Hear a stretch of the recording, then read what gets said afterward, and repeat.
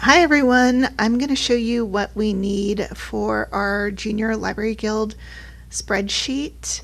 This is information that they have on file for a large book order that we placed probably about 6 years ago when we all got Junior Library Guild a subscription for our schools.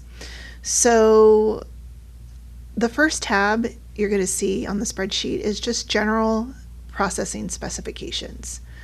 So this is what we have requested for our spine label. It's all very general, like library science information for our fiction, FIC, and then the first three of the author's last name. Nonfiction is Dewey, biography is 921, graphic novels are 741. Picture books are going to be just with the general fiction and nonfiction. We have SP for Spanish, and so this is just generally what we have on file for them. Your barcode is going to have your school name, then the barcode, and then the barcode number. And then we have specifications for where we want it. It's going to be parallel, on the back cover, parallel to the spine, 1 inch from the top in the spine. So if you are okay with that, you're going to go to your school and you're going to see that it's just going to say general CNUSD specs, and then you're going to input your barcode ranges. More on that later. There's going to be another video on that. And then you're going to put your name and your email information. So on the tabs, I have the elementary schools first. It all should be in alphabetical order. And then the intermediates, and then the academies, and then the high schools. So if you want something different outside of those general specifications, this is where you're going to put that. So for graphic novels, I've taken my graphic novels outside of 741.5 and I created a separate section, regardless if it's fiction or nonfiction, and I want my spine label to read GN with the first three of the author's last name. I also created a comic book section. So if it's a comic book, I want CB with the first three of the author's last name.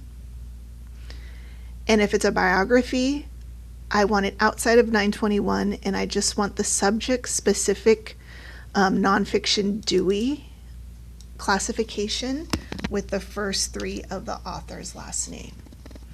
So other schools, I noticed, put in if they have a separate graphic novel. So this school, Adams, they want their graphic novels cataloged as fiction or nonfiction, just like a regular book. And they don't want it as 741 unless it's actually about art or drawing comics with the author's last name. I noticed Coronita had information about where they want the book label placed. So if you don't want it on the back parallel to the spine, you can put those specifications here.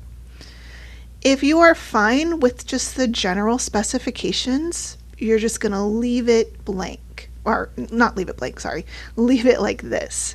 So if you want something different, now's the time.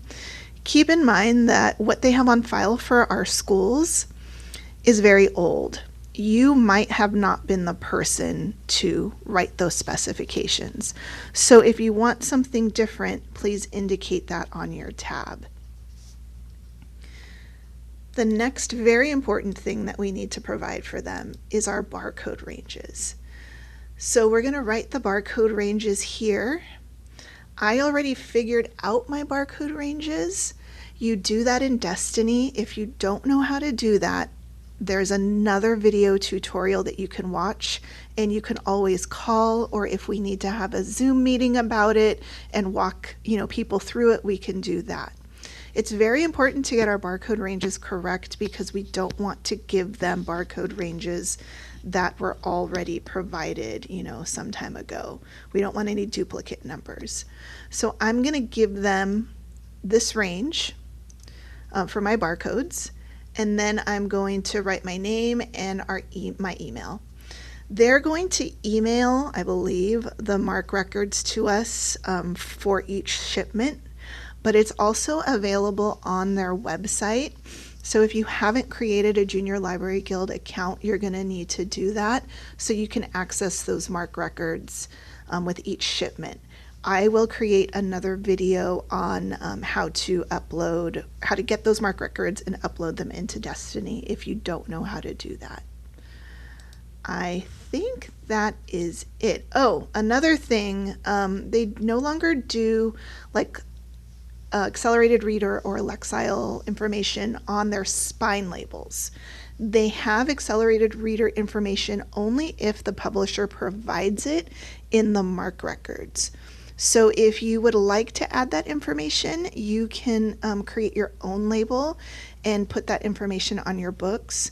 Remember, Mary M. from Wilson graciously showed us how she puts the Lexile level and that kind of information on her books. So we need this information inputted into our the spreadsheet by August 25th. That's a Tuesday. I know it's a very tight turnaround and everyone is swamped at the beginning of the year, but we need to make sure that we have this information for them so they can have our books shipped out in September. So once we have all of this inputted, I'm going to send the spreadsheet to them. But before that, I'm going to double check everybody's barcodes just to make sure that we don't have any duplications. So it's a little bit of a tight turnaround. I apologize for that. I know the beginning of the year is chaos. All right, thank you for watching, and I'm excited to get our books. Have a great day.